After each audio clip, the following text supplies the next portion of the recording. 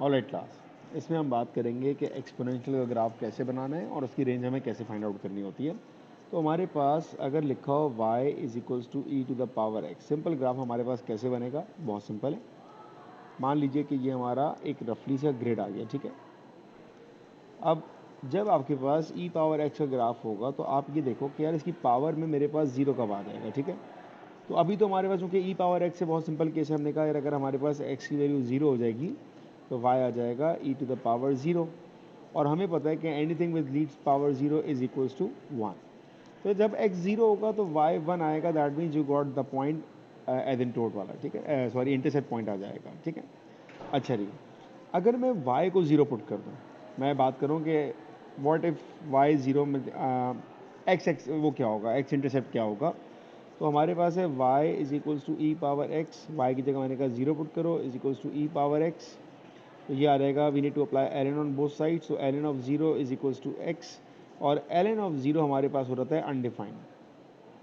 इसका मतलब ये हो जाएगा कि ये ग्राफ कभी x को कट ही नहीं करेगा। तो मेरा e का जो ग्राफ बनता है वो x को कट नहीं करेगा, नियर टू x होगा, और इस पॉइंट को कट करेगा जो हमने मार्क किया है, और कट करके आगे बढ़ जाएगा। That is the graph of y equals to e to the power x। Alright, अब इसके हम और वेरिएशंस पढ़ते हैं। अगर लिखा हो y is equals to e to the power x plus 5, अब ये आपका वैसे ही ग्राफ बनेगा, बिल्कुल वैसे ही, लेकिन थोड़ा सा पैटर्न चेंज हो जाएगा। कैसे होगा आप देखें। अगर मैं यहाँ पर x की जगह ज़ीरो पुट करूँ तो जब e पावर x की जगह ज़ीरो हो जाएगा प्लस 5, तो ज़ीरो मतलब 1 हो जाएगा, 1 प्लस 5 इक्वल टू 6। इसका मतलब ये होगा कि जब x ज़ीरो होगा तो y वाला पॉइंट आपका आ जाएगा 6, ये आपका पॉइंट आ जाएगा, ठीक है। और आपका एसिम्प्टोट वाला कौन सा पॉइंट होगा, एसिम्प्टोट वाला वो पॉइंट होगा जो नंबर यहाँ लिखा हुआ है, दैट मीन्स 5। तो जहाँ पर आपके पास 5 वाली लाइन होगी ना बेटा, 5 वाला पॉइंट जो होगा वहाँ पर आप लाइन ड्रॉ करोगे, मतलब ये लाइन आपके पास एसिम्प्टोट का पार्ट प्ले करेगी, और अब आपका ग्राफ का बिहेवियर वैसे ही होगा, बिल्कुल इस पॉइंट को मीट करेगा और आगे की तरफ बढ़ जाएगा। तो अब इसकी एक और एग्जांपल ट्राई करते हैं। Let's suppose this time we have y is equals to e to the power x minus 3। Alright, ये हम लोग क्लास ग्राफ स्टार्ट करते हैं। सबसे पहली बात कि यार इसका एसिम्प्टोट कहाँ पर बनेगा, तो याद रखें एसिम्प्टोट वो नंबर होता है जो आपके पास e के साथ लिखा है, दैट मीन्स इट्स -3। तो -3 पर आप एक लाइन प्लॉट कर दें, मतलब ये इसका एसिम्प्टोट वाला पार्ट होगा, ठीक है ना, ये आपके पास आ जाएगा सिंपल -3। अब आप ये देखोगे कि आपके पास अगर x ज़ीरो हो जाएगा, अगर x ज़ीरो हो जाएगा तो क्या पॉइंट आएगा, तो ये हो जाएगा e पावर ज़ीरो -3, तो 1 -3 -2। तो इसका मतलब ये हुआ कि जब आपके पास x ज़ीरो होगा तो पॉइंट आएगा -2। अब आपके पास ग्राफ बनाना बहुत सिंपल है, इस लाइन से स्टार्ट होगा लेकिन मीट नहीं करेगा, इसको कट करेगा और आगे बढ़ जाएगा। So that is the graph of y is equals to e to the power x -3। ये तो हो गया आपका कंस्ट्रक्शन का काम। अब आते हैं रेंज के ऊपर। ई की रेंज डिपेंड कर रही होती है ई की डोमेन के ऊपर। अगर मैं फर्स्ट वाले की एग्जांपल दूं आपको, डिपेंड करेगा डोमेन के ऊपर। अब डोमेन दो तरह से आ सकती हैं, या तो आपसे कहा जाएगा x ग्रेटर देन ज़ीरो, या आपसे कहा जाएगा कि x belongs to real number. इन दोनों का मतलब क्या है।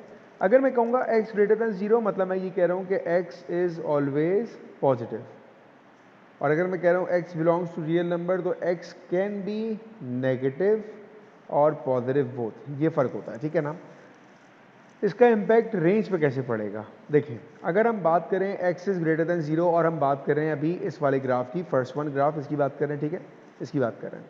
अगर मैं कहूँ कि x ग्रेटर देन ज़ीरो, तो x ग्रेटर देन ज़ीरो वाला ग्राफ कौन सा है, x ग्रेटर देन ज़ीरो वाला कर्व तो ये वाला हुआ, क्योंकि जो इससे पिछले वाला ग्राफ था, जो ये वाला ग्राफ था, ये तो x नेगेटिव है, ये तो लेना ही नहीं है क्योंकि आपकी डोमेन नहीं है। तो जब आपने कहा कि x ग्रेटर देन ज़ीरो, तो आपके पास ये वाला पॉइंट क्या आया था, ये पॉइंट था हमारे पास 1, ठीक है। तो जब आपकी डोमेन होगी x ग्रेटर देन ज़ीरो, तो आपकी जो रेंज आएगी, जो आपकी रेंज आएगी, it will be greater than equal to 1, ये आपकी रेंज आएगी।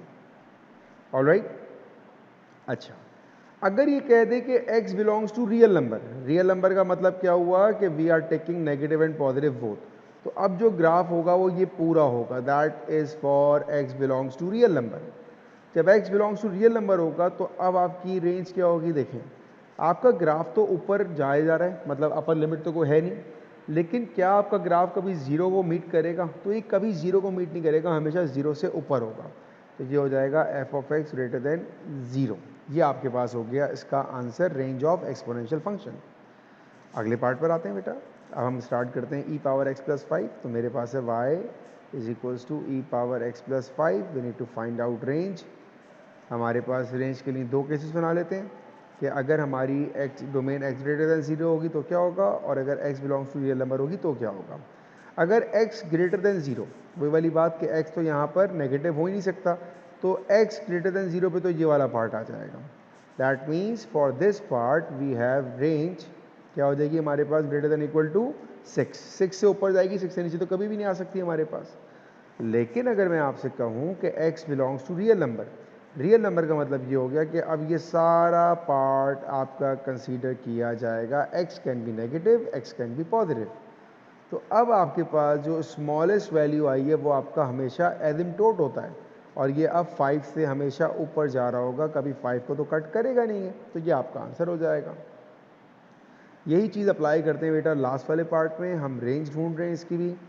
यहाँ भी हम दोनों केसेस डिस्कस करते हैं कि अगर x ग्रेटर देन ज़ीरो होगा तो क्या होगा, और अगर x belongs to real number होगा तो क्या होगा।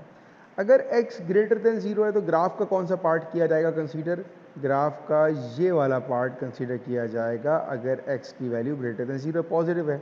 और यहाँ पर जो आपकी रेंज होगी वो किससे बड़ी है बेटा, वो आपकी रेंज बड़ी है -2 से, उससे बड़ा है हमारे पास, ठीक है। लेकिन अगर x रियल नंबर है, x कैन बी नेगेटिव, तो अब आपका ग्राफ ये पूरा कंसीडर किया जाएगा, और अब जो आपकी रेंज बनेगी that is the smallest value, वो हमेशा आपका एसिम्प्टोट होता है, that is always greater than -3। कभी -3 को मीट नहीं करेगा, इसलिए यहाँ कभी ग्रेटर देन इक्वल टू का आंसर नहीं आ सकता, और ये आपका आंसर होगा।